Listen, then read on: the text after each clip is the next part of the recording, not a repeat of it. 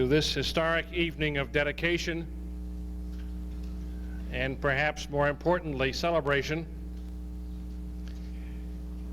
of dedication, because we are committing ourselves and our posterity to remembering a past that our whole being cries out to forget.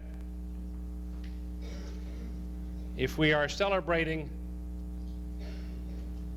it is a small, valiant, and largely unknown aspect of that past that gives us hope, even if those that we celebrate were not successful in stemming the awful tide of history.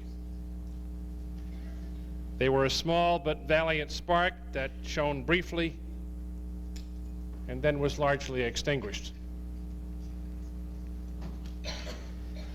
What is involved here is the partnership of a Christian church and a Christian college,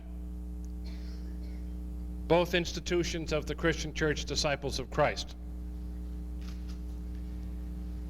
Using the financial resources of the church and the personal intellectual resources and dedication of a college faculty member, a unique historical archive has been created of videotaped interviews of the survivors of the early Christian resistors to Hitler. The principal actors in this drama are the 7th Street Christian Church of Richmond, Virginia, and its foundation, and Professor James Patrick Kelly of the Department of Religious Studies of Lynchburg College, the treasurer and a board member of the English section of the International Bonhoeffer Society. The three main supporting actors of this cast are Lester McAllister from California, former pastor of the 7th Street Christian Church, Drs. Eberhard and Renata Bethke of Germany, German pastor and the major contact with those interviews, and of the family of one of the most famous of the early Christian resistors, Dr. Dietrich Bonhoeffer, who gave his life in concentration camp for his resistance. The archive is a series of unedited, but cataloged videotapes named the Bagley Archives for the generous former member of the 7th Street Christian Church who provided the endowment to support this project. The archives will be housed in the Knight Capron Main Library of Lynchburg College. The majority of Christians who made a public early protest against the acts of Hitler's government are unique. Had there been more who supported their views of what their faith required of them in the political world, it might have been possible to turn the development of German history into a more positive course. Since they failed to achieve an effective protest, they cannot rightly be lionized as heroes except in their martyrdom. The testimony of their survivors about how it was in Germany in 1933 and 1934 is important data for future assessments of the social and religious history of the so-called Third Reich, and provides valuable lessons for us today of the necessity of hope, of the cost of indifference, and of the importance of being moral, whether or not it pays. Between 1984 and 1988, Dr. Patrick Kelly of Lynchburg College completed extended videotaped interviews with 36 such persons with the support of the 7th Street Christian Church Foundation. That is the archive the dedication of which we celebrate tonight. It truly is a demonstration that important international research can come from the faculty of an essentially undergraduate liberal arts and sciences college. We are joined tonight in our dedication ceremonies by one of the world's truly noble figures. Dr. Elie Wiesel, professor of religion at Boston University, 1986 Nobel Peace Laureate, holder of the Medal of Liberty awarded by our government, given at the Statue of Liberty on the advent of our bicentennial, and holder of the Congressional Gold Medal of Achievement, of France's Legion of Honor, the button that he wears with pride in his lapel, of the International Literary Prize for Peace, and countless other awards. He is also the holder of 46 honorary degrees and a member of more than 30 boards of directors around the world. For our purposes tonight, most importantly, he is a survivor of both Auschwitz and Buchenwald, where he lost both parents and a sister.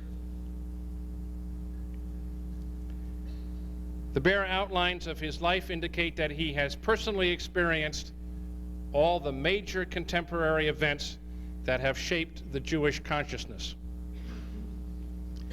He has been called the authentic Jew, the one man who speaks most tellingly of our time, of our hopes and fears, of our tragedy, and of our protest. While he belongs particularly to the Jewish people, he really belongs to all of us. He is beloved for who and what he is, and is indeed one of the most consistently adulated people of our times. Yet he is admired for being uncorrupted by all of that and for remaining an authentic person. He has not sought, nor has he been captivated by the trappings of power, nor the easy familiarity with great people. If you remember that haunting, historic picture of him at Auschwitz, a gaunt skeleton of a man, it is perhaps easy to understand why he is not impressed by the trappings of power. He is admired for having spoken out not only against the oppression of his people, but on behalf of all oppressed people, Palestinian and Jew, African and Soviet, the Mesquite Indians of Central and South America, and the destitutes on the streets of India. He may be in Rome tomorrow, New Delhi the day after that, in Moscow on the weekend. It has been said that he is one of the few people who really needs the Concorde.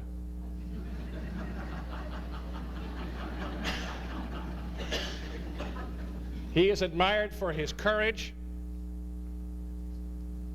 You remember his confronting President Reagan personally over the Bitburg Cemetery issue, where he embodied that wonderful Quaker commitment of speaking truth to power.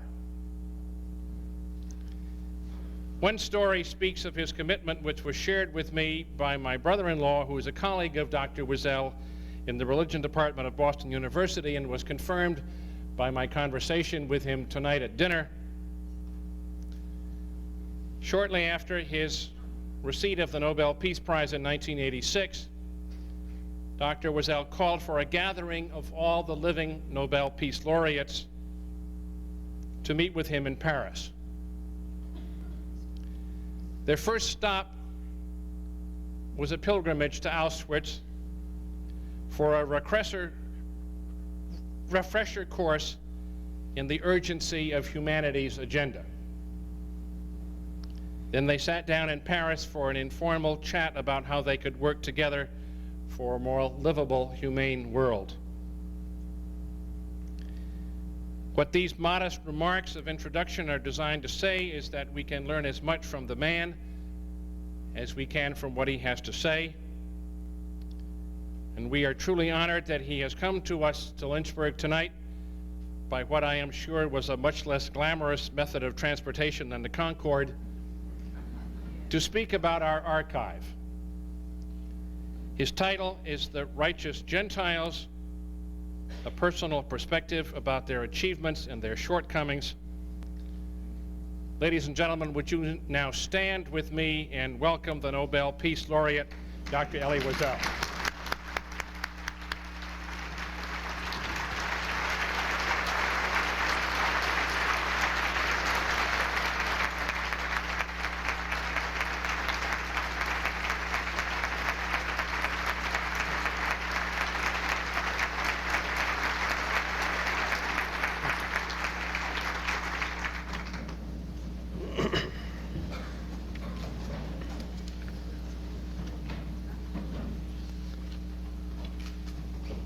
President Rainsford, Rabbi Shapiro,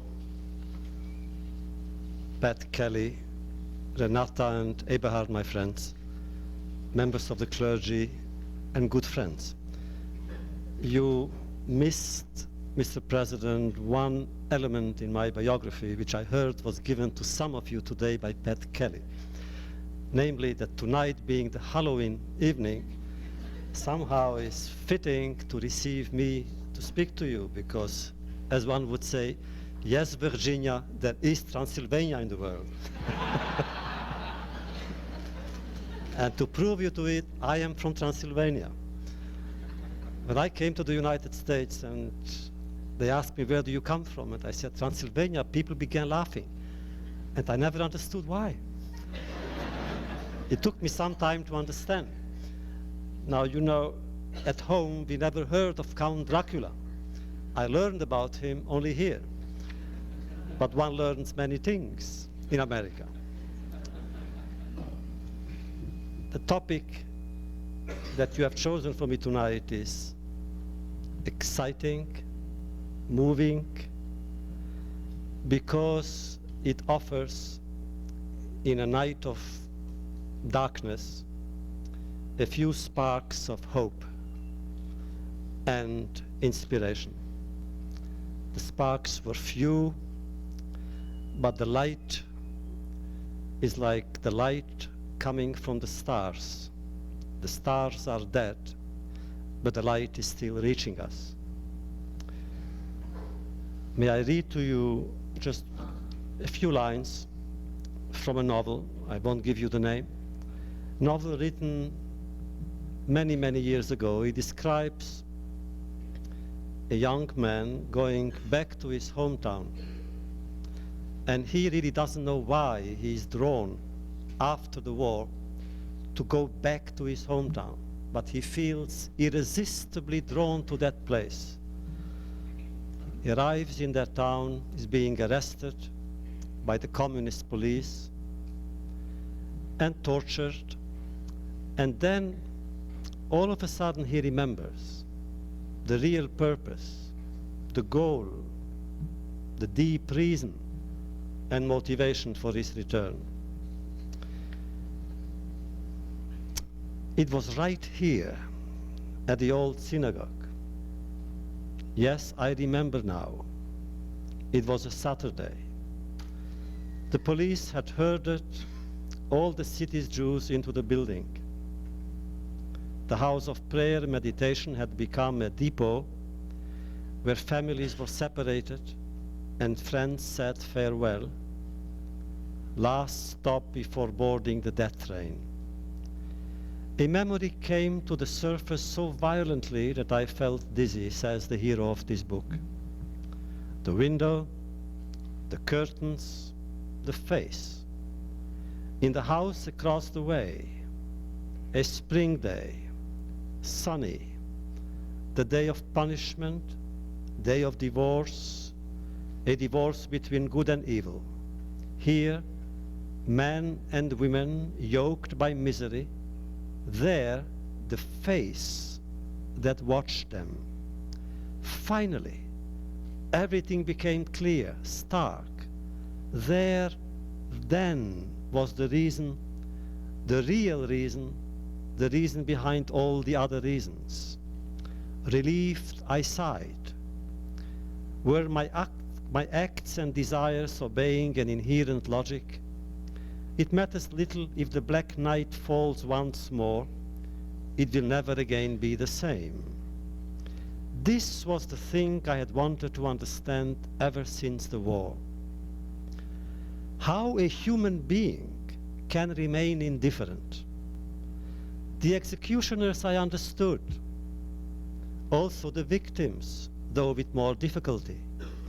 But the others, all the others, those who were neither for nor against, those who sprawled in passive patience, those who told themselves the storm will blow over and everything will be normal again, those who thought themselves above the battle, those who were permanently and merely spectators, onlookers, all those were closed to me, hermetically closed, incomprehensible.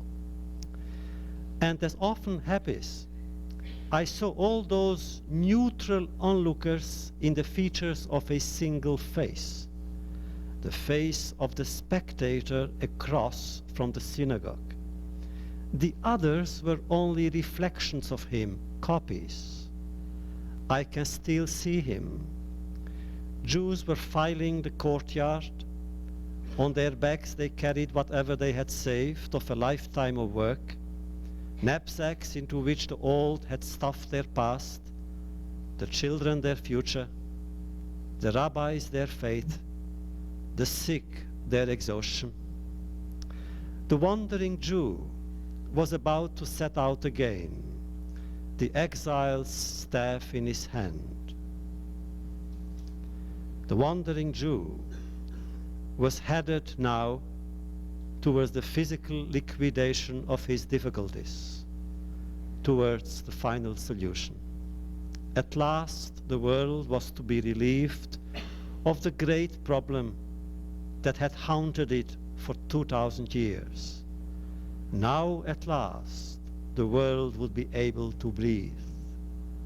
No one in the crowd was crying. No one wailed or even spoke. Ghosts, thronging up from the depths of history, fearful, silent ghosts. They awaited the order to move out. Hungarian police, black feathers in their hats, came and went, rifles at the ready, bludgeons poised. My parents and I stood close to the fence. On the other side were life and liberty, or what men call life and liberty. A few passers-by, they averted their faces.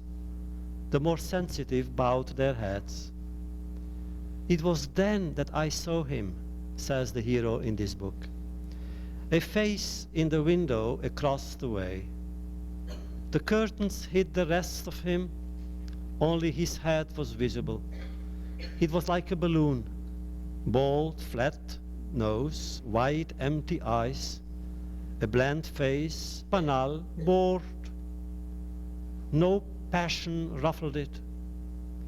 I watched this face for a long time. It was gazing out, reflecting no pity, no pleasure, no shock, not even anger or interest. Impassive, cold, impersonal. The face was indifferent to the spectacle. What? Men are going to die? That's not my fault, is it now? I didn't make the decision. The face is neither Jewish nor anti-Jewish. A simple spectator. That's what it is, an onlooker. His face, empty of all human expression, followed me for long years. I have forgotten many others, not his. The Hungarian police were cruel. Of them, my memory has retained only a vision of detached figures, a moustache, a rifle, a gleam of animal joy. And so it is with the Germans. I remember their gestures, their shouts, their icy and methodical brutality. But the only face that my memory has retained, and retained intact, is his. I felt neither hate nor anger toward him for a long time. Simply, I felt curiosity. I did not understand him. How could anyone remain a spectator indefinitely? How can a human being continue to embrace the woman he loves, to pray to God with fervor, if not faith, to dream of a better tomorrow after having seen that, after having glimpsed the precise line dividing life from death and good from evil? In Germany, I thought of him. What is he doing? Does he sleep well, deeply? Does he eat when he is hungry? Does he remember? The others, all the others, were he, the third in the triangle. Between victims and executioners, there is a mysterious bond. They belong to the same universe. One is the negation of the other. The Germans' logic was clear, comprehensible to the victims. Even evil and madness show a strange intelligence. But this is not true of that other, the spectator. The neutral, impassive spectator is entirely beyond us. He sees without being seen. He is there, but unnoticed. The footlights hide him. He neither applauds nor hisses. His presence is evasive and commits him less than his absence might. He says neither yes nor no, and not even maybe. He says nothing. He is there, but he acts as if he were not. Worse, he acts as if the rest of us were not. This face of the onlooker is part of the story, and true. I was convinced for many years that the story is a triangle. The victims, the executioners, and the bystanders. And only later, when I matured, I studied more, I met more people, only later did I understand that there was one element missing, a small element, but essential to the story. The fourth element, the righteous Gentiles. Those who had the extraordinary courage simply to be human in times when inhumanity was the norm and not the exception. Woe to our generation that it was enough to be human to be taken later for heroes. I remember that the night we left, that night there was a knock in the window. Now, our house was divided. One part was part of the ghetto, and the other part was already looking towards the Aryan side. The streets were already Judenrein, they were Aryan, only Gentile. Therefore, we had to nail the windows. And there was a knock from the other side. In the beginning, we were afraid who would come to knock at our window. And then we ran to open it. It was too late. The person who knocked was no longer there. And only during the war, during that period, my father said to me, you know, before we entered the ghetto, a member of the police, of the Hungarian police, promised him that if he were to learn something about our fate, he would come to warn us. And my father said, I am sure, said he, that the man who knocked at the window was that man.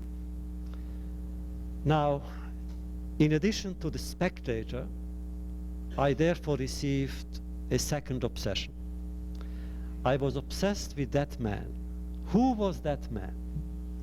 Who simply felt that he had to keep his promise and just came to give a few knocks in the window. I didn't meet him. I didn't go back for 20 years to my hometown. Even if I had gone, I wouldn't have known because my father didn't give me his name. He died before he could. But I remember that unknown person with affection and gratitude. For that person showed me that it was indeed possible to be human. It didn't even take that much courage. It simply took a courage, a wave of courage that lasted a minute. It simply took a blink, it simply took a sigh, or a gesture with a finger to knock in the window and say, my friend, you are still my friend, and what I know, you should know. Because of that man, I carried the vision of the righteous Gentiles with me for years. And in 1984, 40 years after I have left my town, I decided to have in Washington a conference of righteous Gentiles. I wanted to meet them, and we called the conference the Courage to Care. And we brought people from all over the world, simply men and women who have risked their freedom, their security, their possibility of happiness, or their lives to save other human beings, in this case, to save Jewish people. To make it more dramatic, we even brought the people whom they had saved. So I brought together in Washington, in the State Department, 75 righteous Gentiles. And for 3 days, probably 3 nights, we didn't sleep those nights. It was, for a novelist, a very special moment to see reenacted novels that I wouldn't write. I wouldn't dare to touch them. They were so pure, of such pure essence, that one would hesitate before putting words to cover them.